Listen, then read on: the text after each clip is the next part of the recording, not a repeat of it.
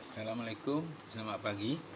Hari ini kita sambung kuliah DMB 4112, prosedur kimpalan dan jaminan kualiti ataupun welding procedure and quality assurance, Google Classroom 5 minggu ke yang 11, minggu ke 11. Baik, kita masih membincangkan kompetisi ketiga dalam kursus ni, dan kita akan bincangkan berkaitan dengan post well heat treatment. Minggu lepas kita bincangkan berkaitan dengan HIC.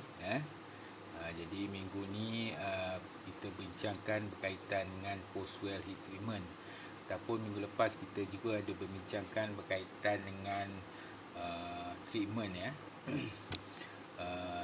treatment berkaitan dengan pneumatic treatment, PIT, ultrasonic treatment. Kali ini kita akan bincangkan post well heat treatment atau PWHT.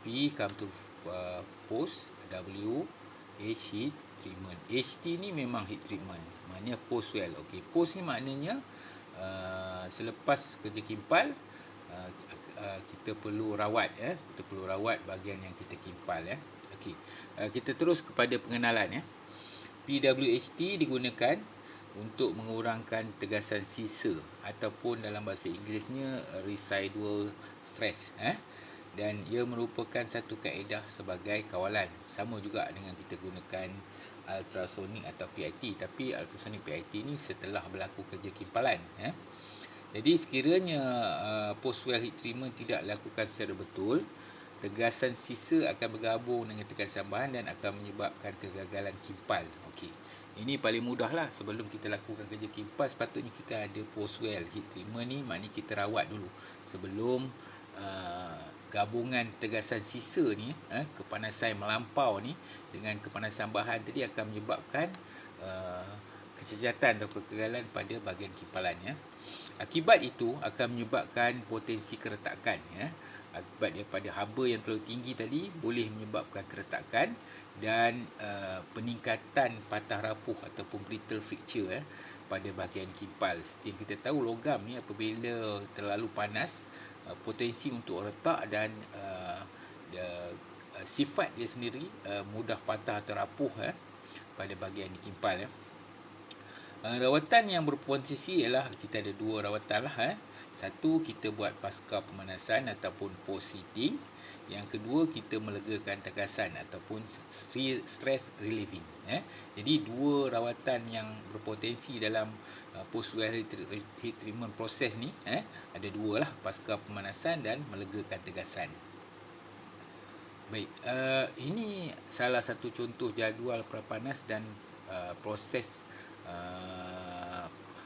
post well heat treatment untuk tube dan pipe lah untuk tube dan pipe. Okey, kalau kita lihat di sini saya ambil contoh yang di atas lah. Ini nama material. Ini telah pun dibuat uji kaji lah. Ini jadual untuk kita lihat lah. Okey, tebal logam dia daripada besar pada 19 hinggalah paling kecil 75 lah. Tidak lebih daripada 75, lebih daripada 19 mm.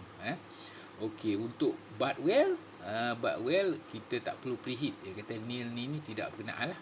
Tapi untuk ketebalan yang 25 hingga 75, dia punya preheat kita lakukan 150 darjah Celsius. Jadi suhunya 150 darjah Celsius. Maknanya kita perlu panaskan bahagian tu 150 darjah Celsius sebelum kerja kimpal kita lakukan. Okey.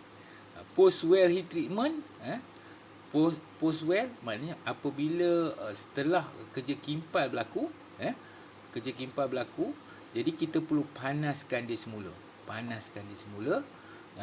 Pada suhu 595 hingga 625. Jadi bagi logam ketebalan lebih besar daripada 19 hingga 75, untuk selepas kimpal kita perlu panaskan pada suhu 595 hingga 625 darjah Celsius.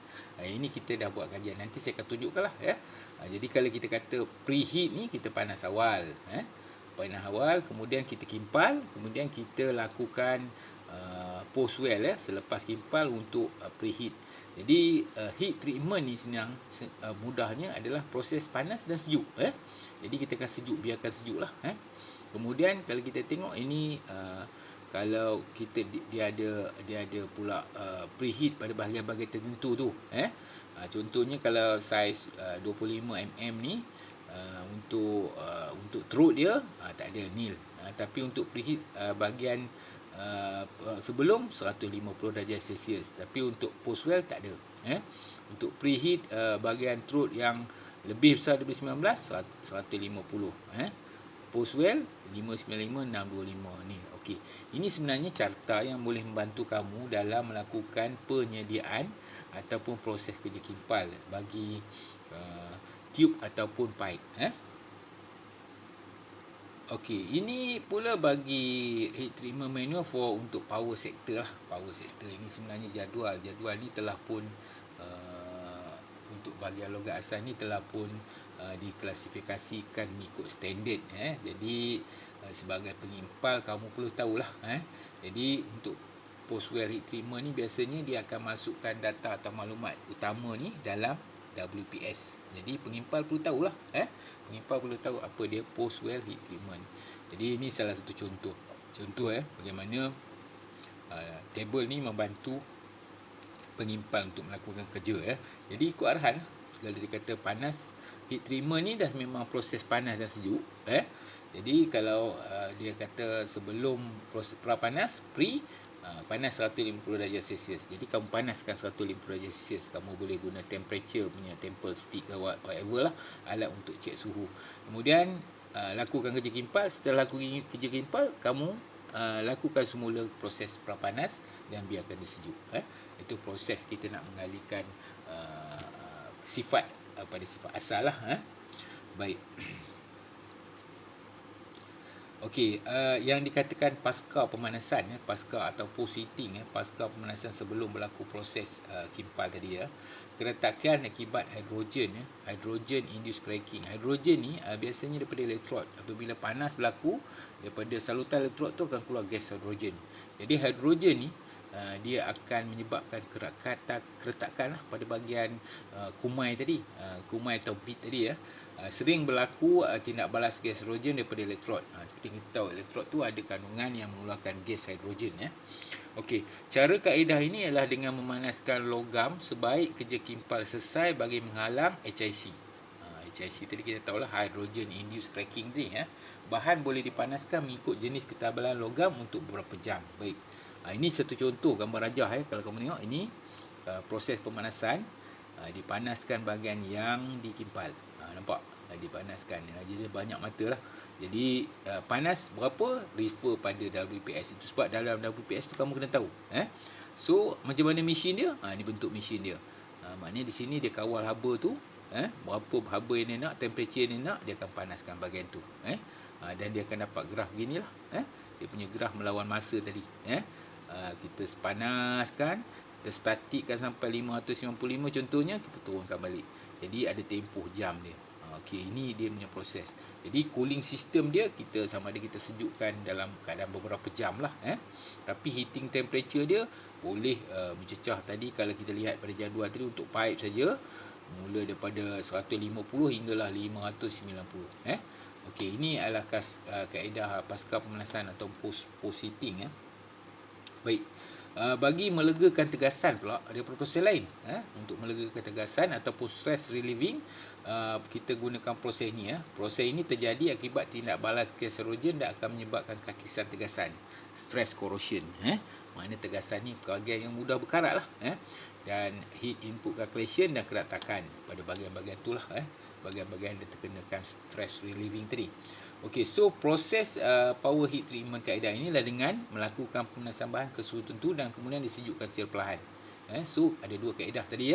Kaedah yang pertama tadi kita gunakan pasca pemanasan post heating, dengan mesin dia. Kemudian pasca kedua kita legakan tegasan atau stress relieving dengan kaedah pemanasan keseluruhan. Secara umumnya bahan mempunyai kandungan karbon yang tinggi, maka proses power heat treatment perlu dilakukan. Jadi kalau kita tengok carbon steel ataupun kalori karbon, dia ada tinggi, rendah, sederhana, tinggi. So dia adalah peratusan karbon ya. Kita tengok ni dia buat pemanasan di bahagian ni, pemanasan di bahagian kimpal. Okey. Kalau kita tengok graf dia, kita tengok temperature dia sampai contoh 590, dipanaskan, kita panaskan dalam 1 hour per inch, kemudian dia akan bergerak, dia akan turun secara perlahan, menunjukkan secara perlahan. Ini satu kaedah. Yang pertama tadi post heating, yang keduanya adalah stress relieving ataupun melegakan tegasan. Ini dua proses bagaimana proses heat treatment, post well heat treatment ni berlaku lah. Jadi dia akan nyatakan dalam WPS sama ada dia guna stress relieving process ataupun post heating process ya. Dia akan maklumlah dalam WPS tu. Jadi kamu jangan terkejut nanti kalau sebelum proses kimpal tu berlaku proses pasca pemanasan atau post heating ataupun proses stress relieving ni untuk memastikan kekuatan bahan dan mengelakkan oksigen daripada elektrod tadi dioksidekan bersama dengan kerja kimpal tadi. Baik, itu saja yang kita akan bincangkan pada kuliah minggu ini.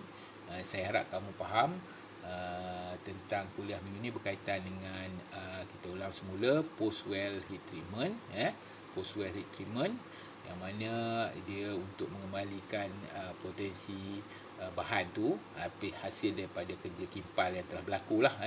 So kita ada dua proses yang kita boleh buat, satu pasca pemanasan ataupun post heating, dan kedua melegakan tegasan. Ada beza lah kan, peralatan ni pun dah tentu berbeza.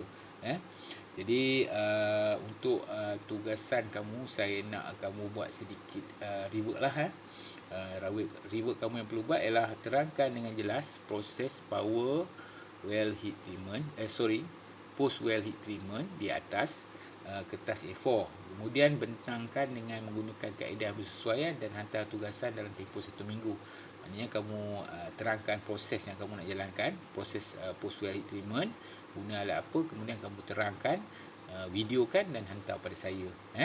Jadi ini tugasan sambil kamu ini tugasan yang boleh membantu kamu. Kamu boleh rujuklah pada capaian-capaian YouTube internet berkaitan dengan post well heat treatment ni. Baik, saya rasa itu saja kuliah kita untuk minggu ni. Sekian, jumpa lagi dalam kuliah seterusnya. Assalamualaikum.